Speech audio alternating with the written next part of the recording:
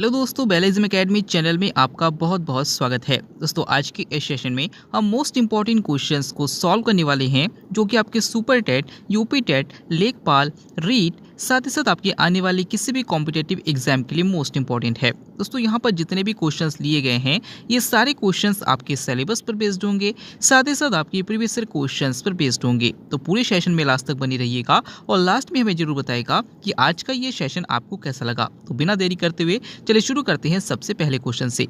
सबसे पहला क्वेश्चन है, पक्षियों के हड्डी पाउडर में किसकी प्रचुरता होती है?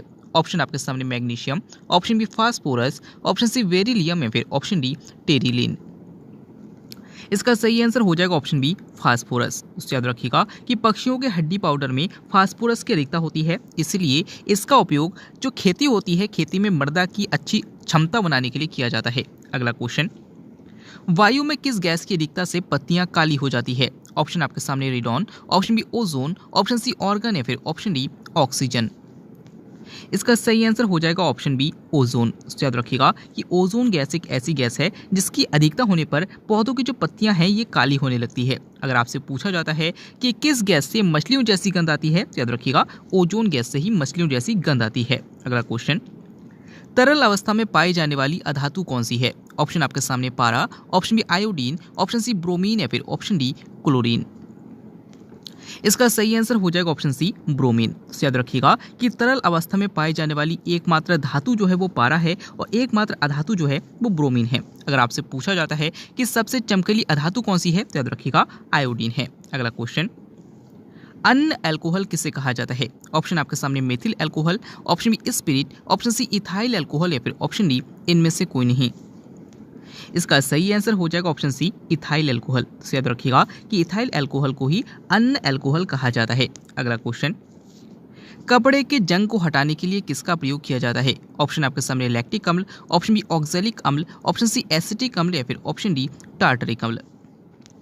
इसका सही आंसर हो जाएगा ऑप्शन बी ऑक्जेलिक अम्ल। तो याद रखिएगा कि कपड़े के जंग को हटाने के लिए, मान लीजिए कि कोई कपड़ा है उसमें जंग का कोई भी रंग आ जाता है तो उसको हटाने के लिए ऑक्जेलिक अम्ल का प्रयोग किया जाता है। अगर आपसे पूछा जाता है कि दूध में कौन सा अम्ल पाया जाता है, तो लैक्टिक अम्ल पाया जाता है। अगर आपसे पूछा जाता है कि सिरके में कौन सा अम्ल पाया जाता है, तो एसिटिक अम्ल पाया जाता है। और अगर आपसे पूछा जाता है कि इमली व अंगूर में कौन सा अम्ल पाया जाता है, तो याद रखिएगा टार्टरिक अम्ल पाया जाता है। अगला क्वेश्चन, बरसाती किससे बनाए जाते हैं? यानी कि जो रेनकोट होते हैं वो किससे बनाए जाते हैं? ऑप्शन आपके सामने polymagnet, option B polycarbonate, option C polysulphate या फिर ऑप्शन डी पॉलीब्यूटेरेट। इसका सही आंसर हो जाएगा ऑप्शन बी पॉलीकार्बोनेट। तो याद रखिएगा कि जो रेनकोट जिसे बरसाती कहा जाता है, जो बनाए जाते हैं वो पॉलीकार्बोनेट से बनाए जाते हैं। अगला क्वेश्चन, किस औषधि का उपयोग अपच के उपचार में किया जाता है? यानी कि कह सकते हैं कि पेट की एसिडिटी को दूर करने के लिए किया जाता है। ऑप्शन आपके सामने antacid, option B carbonyl, option C urea या फिर ऑप्शन डी एंटीपायरेटिक। इसका सही आंसर हो जाएगा ऑप्शन ए एंटासिड। तो याद रखिएगा कि ऐसी औषधि जिसका उपयोग हम अपच के उपचार में करते हैं उन्हें एंटासिड कहा जाता है। जैसे कभी कभी हम सोडियम बाइकार्बोनेट, जिसे हम खाने का सोडा भी कहते हैं, इसका प्रयोग भी याद रखिएगा हम कभी कभी एंटासिड के रूप में करते हैं। अगला क्वेश्चन, लाल सागर का लाल रंग किसके कारण होता है? ऑप्शन आपके सामने कवक, ऑप्शन बी जीवाणु, ऑप्शन सी शैवाल या फिर ऑप्शन डी लाइकेन। इसका सही आंसर हो जाएगा ऑप्शन सी शैवाल। तो याद रखिएगा जो लाल सागर है, लाल सागर में बहुत सारे ऐसे शैवाल पाए जाते हैं जिनका कलर रेड होता है और इसी कारण से लाल सागर का जो रंग है वो लाल दिखाई देता है। अगला क्वेश्चन, प्रकाश संश्लेषण की दर सबसे कम किस रंग के प्रकाश में होती है? ऑप्शन आपके सामने लाल, ऑप्शन बी काला, ऑप्शन सी नीला या फिर ऑप्शन डी बैगनी। इसका सही आंसर हो जाएगा ऑप्शन डी बैगनी। तो याद रखिएगा कि पौधों में भोजन बनाने की प्रक्रिया को प्रकाश संश्लेषण कहा जाता है। याद रखिएगा कि बैगनी रंग में प्रकाश संश्लेषण की दर सबसे कम होती है और जो लाल रंग है इसमें प्रकाश संश्लेषण की दर सबसे अधिक होती है। अगला क्वेश्चन, प्रथम विश्व पर्यावरण दिवस कब मनाया गया था? ऑप्शन आपके सामने 1970, ऑप्शन बी 1974, ऑप्शन सी 1972 या फिर ऑप्शन डी 2000। इसका सही आंसर हो जाएगा ऑप्शन बी 1974। दोस्तों आप सभी को पता है कि 5 जून को प्रतिवर्ष पर्यावरण दिवस के रूप में मनाया जाता है और 1972 में कह सकते हैं कि स्टॉकहोम सम्मेलन हुआ था और इससे में ये निर्णय लिया गया था कि प्रतिवर्ष 5 जून को पर्यावरण दिवस के रूप में मनाया जाएगा और सबसे पहली बार 1974 में मनाया गया था। अगला क्वेश्चन, वर्णांता वाले व्यक्ति को लाल रंग कैसा दिखाई देता है? ऑप्शन आपके सामने लाल रंग, ऑप्शन बी काला, ऑप्शन सी नीला या फिर ऑप्शन डी हरा। इसका सही आंसर हो जाएगा ऑप्शन डी हरा। तो याद रखिएगा कि वर्णांता एक आनुवांशिक रोग है और इसका उपचार करना बहुत ही मुश्किल है। और याद रखिएगा कि ऐसे व्यक्ति जो होते हैं इनको लाल रंग और हरे रंग में अंतर समझ में नहीं आता है और इनको लाल रंग जो दिखाई देता है वो हरे कलर का दिखाई देता है। अगला क्वेश्चन, जेली फिश के नाम से किसे जाना जाता है? ऑप्शन आपके सामने star fish, option B hydra, option C Aurelia या फिर ऑप्शन डी ऑक्टोपस। इसका सही आंसर हो जाएगा ऑप्शन सी ऑरेलिया। तो याद रखिएगा कि ऑरेलिया को ही जेली फिश के नाम से जाना जाता है। अगर आपसे पूछा जाता है कि ऑक्टोपस के रुधिर का रंग कैसा होता है तो याद रखिएगा ऑक्टोपस के रुधिर का रंग नीला होता है और ये हेमोसाइनिन के कारण होता है। अगला क्वेश्चन, कौन सी मछली नहीं है? ऑप्शन आपके सामने star fish, option B hydra, option C Aurelia या फिर ऑप्शन डी ऑक्टोपस। इसका सही आंसर हो जाएगा ऑप्शन ए स्टार फिश। तो याद रखिएगा कि जो तारामीन होता है ये मछली के अंतर्गत इसको नहीं रखा जाता है। अगला क्वेश्चन, भारत का राष्ट्रीय जलीय जीव कौन सा है? ऑप्शन आपके सामने रोहू, ऑप्शन बी कछुआ, ऑप्शन सी डॉल्फिन या फिर ऑप्शन डी जीवाणु। इसका सही आंसर हो जाएगा ऑप्शन सी डॉल्फिन। तो याद रखिएगा कि भारत का राष्ट्रीय जलीय जीव जो है वो डॉल्फिन है। अगला क्वेश्चन, समुद्री चूहिया किस रूप में जानी जाती है? ऑप्शन आपके सामने lectin, option B chitin, option C hydra या फिर ऑप्शन डी ऑरेलिया। इसका सही आंसर हो जाएगा ऑप्शन बी काइटिन। तो याद रखिएगा कि समुद्री चूहिया को काइटिन के रूप में भी जाना जाता है। अगला क्वेश्चन, मानव शरीर की सबसे मजबूत पेशी कौन सी है? ऑप्शन आपके सामने तलवा, ऑप्शन बी जबड़ा, ऑप्शन सी सार्टोरियस या फिर ऑप्शन डी हथेली। इसका सही आंसर हो जाएगा ऑप्शन बी जबड़ा। तो याद रखिएगा कि हमारे शरीर में जबड़े की जो पेशी होती है ये शरीर की सबसे मजबूत पेशी होती है। अगर आपसे पूछा जाता है कि मानव शरीर की सबसे लंबी मांसपेशी कौन सी है तो याद रखिएगा सार्टोरियस है। अगला क्वेश्चन, रक्षात्मक पदार्थ किसे कहा जाता है? ऑप्शन आपके सामने हार्मोन, ऑप्शन बी वसा, ऑप्शन सी प्रोटीन या फिर ऑप्शन डी विटामिन। इसका सही आंसर हो जाएगा ऑप्शन डी विटामिन। तो याद रखिएगा कि विटामिन की कुछ फंक्शनिंग थी और इसी को रक्षात्मक पदार्थ भी कहा जाता है। अगर आपसे पूछा जाता है कि किस विटामिन को हार्मोनल विटामिन कहा जाता है तो याद रखिएगा विटामिन डी को हार्मोनल विटामिन कहा जाता है। अगला क्वेश्चन, एंजाइम मूल रूप से क्या है? और ऑप्शन आपके सामने हार्मोन, ऑप्शन बी वसा, ऑप्शन सी प्रोटीन या फिर ऑप्शन डी विटामिन। इसका सही आंसर हो जाएगा ऑप्शन सी प्रोटीन। तो याद रखिएगा कि जितने भी एंजाइम होते हैं वो मूल रूप से प्रोटीन होते हैं। याद रखिएगा कि हमारे बॉडी में जो अंतःस्रावी ग्रंथियां होती है उनसे हार्मोन्स निकलते हैं और जो बाह्यस्रावी ग्रंथियां होती हैं उनसे एंजाइम्स निकलते हैं। अगला क्वेश्चन, पॉलिश चावल के सेवन से कौन सा रोग हो जाता है? ऑप्शन आपके सामने रतौंधी, ऑप्शन बी वेरी वेरी, ऑप्शन सी रिकेट्स या फिर ऑप्शन डी मरासमस।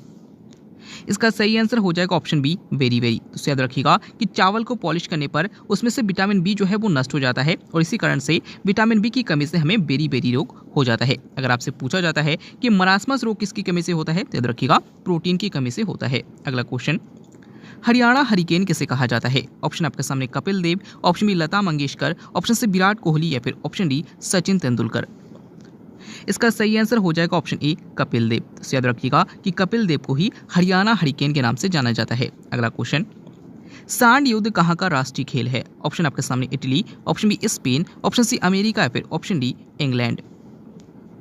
इसका सही आंसर हो जाएगा ऑप्शन बी स्पेन। तो याद रखिएगा कि स्पेन का जो राष्ट्रीय खेल है वो सांड युद्ध है। अगर आपसे पूछा जाता है कि अमेरिका का राष्ट्रीय खेल कौन सा है तो याद रखिएगा बेसबॉल है। अगला क्वेश्चन, आंध्र प्रदेश उच्च न्यायालय का कब अस्तित्व में आया? ऑप्शन आपके सामने 2017, ऑप्शन बी 2019, ऑप्शन सी 1947 या फिर ऑप्शन डी 2021। इसका सही आंसर हो जाएगा ऑप्शन बी 2019। तो याद रखिएगा कि वर्तमान में भारत में टोटल 25 उच्च न्यायालय है और सबसे अंतिम उच्च न्यायालय जो है वो आंध्र प्रदेश उच्च न्यायालय है और ये जो अस्तित्व में आया था वो 2019 में आया था। अगला क्वेश्चन, उड़ीसा बिहार से अलग कब हुआ? ऑप्शन आपके सामने 1918, ऑप्शन बी 1971, ऑप्शन सी 1936 या फिर ऑप्शन डी 1975। इसका सही आंसर हो जाएगा ऑप्शन सी 1936। इसे याद रखिएगा कि जो उड़ीसा राज्य है ये बिहार से 1936 में अलग हुआ था। अगला क्वेश्चन, भारत पाकिस्तान सीमांकन किसने किया? ऑप्शन आपके सामने Mountbatten, option B Cyril Radcliffe, option C Dalhousie या फिर ऑप्शन डी विलियम बेंटिक।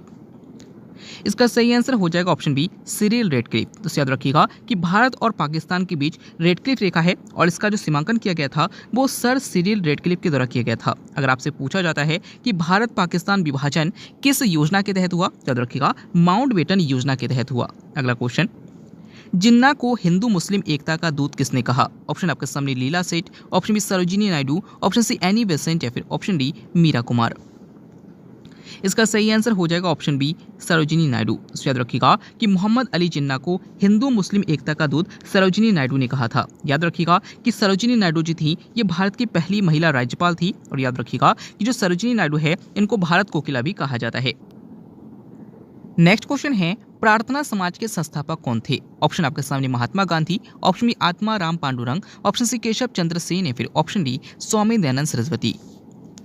इसका सही आंसर हो जाएगा ऑप्शन बी आत्मा राम पांडुरंग। याद रखिएगा कि प्रार्थना समाज की स्थापना आत्मा राम पांडुरंग के द्वारा की गई थी। अगर आपसे पूछा जाता है कि प्रार्थना समाज की स्थापना आत्मा राम पांडुरंग ने किसकी सहायता से की थी, तो याद रखिएगा केशव चंद्र सेन की सहायता से की थी। अगला क्वेश्चन, भारत में डाक व्यवस्था शुरू करने वाला प्रथम गवर्नर जनरल कौन था? ऑप्शन आपके सामने Mountbatten, option B Cyril Radcliffe, option C Dalhousie या फिर ऑप्शन डी विलियम बेंटिक।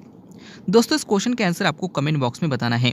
अगर आप हमारे इस वीडियो को ऑडियो फॉर्मेट में सुनना चाहते हैं तो वीडियो के डिस्क्रिप्शन में खबरी एप्लीकेशन का लिंक दिया गया है, वहां से फ्री ऑफ कॉस्ट में इस वीडियो को ऑडियो फॉर्मेट में सुन सकते हैं। साथ ही साथ अगर आप हमारे करंट अफेयर्स चैनल को सब्सक्राइब करना चाहते हैं तो उसका लिंक भी डिस्क्रिप्शन में दिया गया है। और साथ ही साथ हमारे दूसरे चैनल वेल एग्जाम अकेडमी 2.0 का लिंक भी डिस्क्रिप्शन में दिया गया है, वहां से हमें फॉलो कर सकते हैं। वीडियो अच्छा लगा हो तो वीडियो को लाइक कीजिएगा, चैनल को सब्सक्राइब कीजिएगा, अपने दोस्तों को शेयर कीजिएगा। मिलते हैं अगले वीडियो में, तब तक के लिए जय हिंद, जय भारत।